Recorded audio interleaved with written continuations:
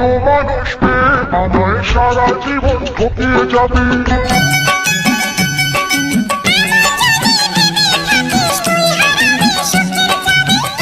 ঠিক আছে ঠিক আছে, আমি হারাবো সুখের চাবি আমি মেনে নিলাম, কিন্তু এই কথাটা তোকে পরিষ্কারভাবে বলে রাখতে চাই, চাবি হারিয়ে যাওয়ার পরেও ইট বা নোড়া দিয়ে তালা ভেঙে ঘরে ঢুকতে আমি রাজি আছি।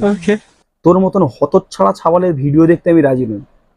এইসব ছাবালগুলো যখন এই যে এই বয়সে এই করে বেড়াচ্ছে, আবার মা বাবার সঙ্গে যখন মামার বাড়ি যাবে রাস্তাঘাটে যদি স্বর্গরথ দেখে, তাহলে বাবা মার কাছে আবদার করে বসে, বাবা আমি এরকম ঘরওয়ালা গাড়ি কিনবো।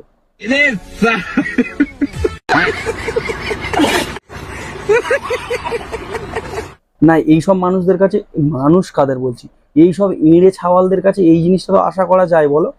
কেন আশা করা যায় না? এরা রাস্তাঘাটে বেরোলে, এরা যে যখন জন্ম নিয়েছিল তখন এর বাবা মা মানে আরো আত্মীয় স্বজনকে ফোন করে যখন খবর দিয়েছিল, এ ভাই আমার সন্তান হয়েছে, ওদিক থেকে যখন রিটার্ন যখন জিজ্ঞেস করেছিল অ্যান্টেনা ছাড়া না অ্যান্টেনা বাদ দিয়ে, তখন এর বাবা কি উত্তর দিয়েছিল আমি সেই কথাটাই শুধু ভাবছি।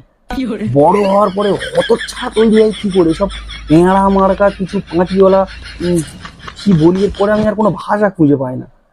তোরা তো পুরুষ হয়ে জন্মেছিস ভাই, আবার নাকি এদের জন্য একটা অ্যাপ উঠেছে, গে অ্যাপ। মানে দিনের পর দিন এসব কি শুরু করেছে ছেলেরা, মানে এদের রাস্তাঘাটে দেখতে পেলে কি বলি বলো দেখি, ভালো কিছু ইউনিক গালাগালিও পাচ্ছি না যে এসব গালাগালিগুলো দেওয়া যায়। আমি শুধু এইটুকুনি বলতে চাই, আধার কার্ডে মানে ওই বলতে কি চাইবো আমি জানতে চাই, আধার কার্ডে এদের নামটা ফুল ফর্ম কি দেওয়া আছে? মানে ধরো এর নাম সন্দীপ হালদার হলো, আমি একটা কথা বলছি, আমার তো মনে হয় না এর নাম পুরোপুরি সন্দীপ হালদার দেওয়া আছে বলে। পাশে লেখা আছে হালকা একটু মাগিওয়ালা ঢলানের মতন। अभी मैं गाली नहीं दे सकता। তুই বিশ্বাস করবি না ভাই, ভাই কাকে বলছি, ভাইও বলা যায়, তুই বিশ্বাস করবি না বন্ধু, আবার বন্ধু বল, আরে বন্ধুবি, ঠিক আছে এবার ঠিক আছে, হ্যাঁ তুই বিশ্বাস করবি না বন্ধুবি, তোর মতন যদি আমাদের কেউ বন্ধুবি থাকে টুটি পা তুলে মেরে ফেলে দেবো। বিশ্বাস কর, এরকম ছ্যাবলা আমি সহ্য করবো না।